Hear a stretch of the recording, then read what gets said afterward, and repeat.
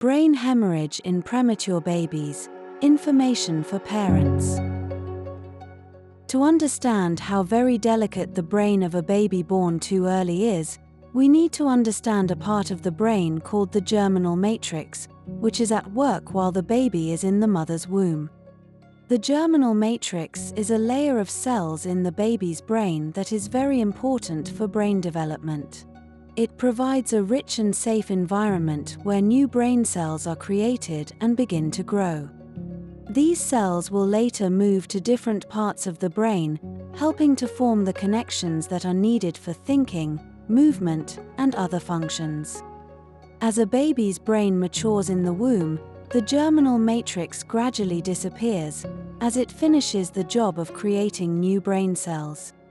However, since the germinal matrix is very fragile outside of the protection of the mother's womb, as in the case of babies born too early, the tiny blood vessels it contains can bleed easily. The very complicated medical words for this type of bleeding are germinal matrix intraventricular hemorrhage. To simplify, we'll call bleeding in the brain a hemorrhage. The earlier a baby is born, the higher the risk of a hemorrhage happening.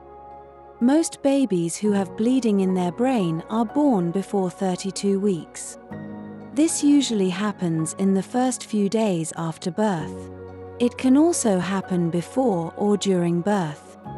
A hemorrhage is much less likely to happen after the first week of life, even in a premature baby, but it can still happen.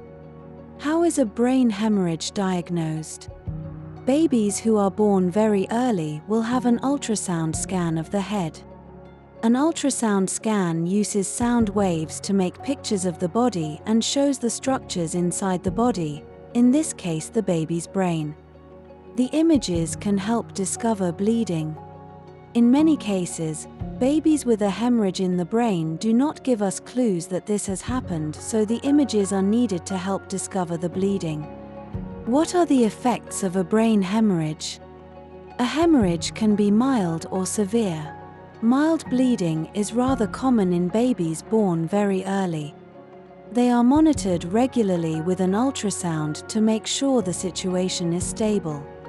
The baby's blood pressure and breathing will be carefully monitored, as these can influence worsening of the bleeding. There is no treatment for mild bleeding, and the brain usually repairs it with time. Most of these babies do well, and some will not have any long-term problems. A baby with severe bleeding may have a buildup of extra fluid around the brain that puts pressure on it. This pressure can stop the baby's brain from working the way it should, and in some cases can damage the brain. Doctors will continue to do ultrasounds of the baby's head regularly to check for fluid building up in the brain. If it is necessary to drain the fluid to relieve the pressure, a very thin tube with a tiny valve is used. This is called a shunt. Widespread bleeding can lead to more serious and long-lasting effects.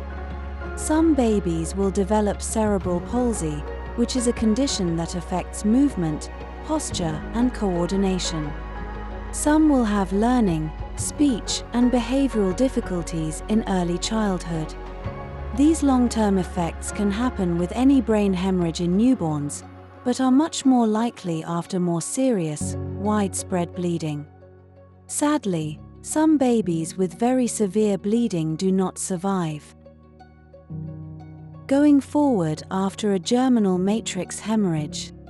Not knowing what you and your baby will face as a result of a hemorrhage can be frightening and overwhelming.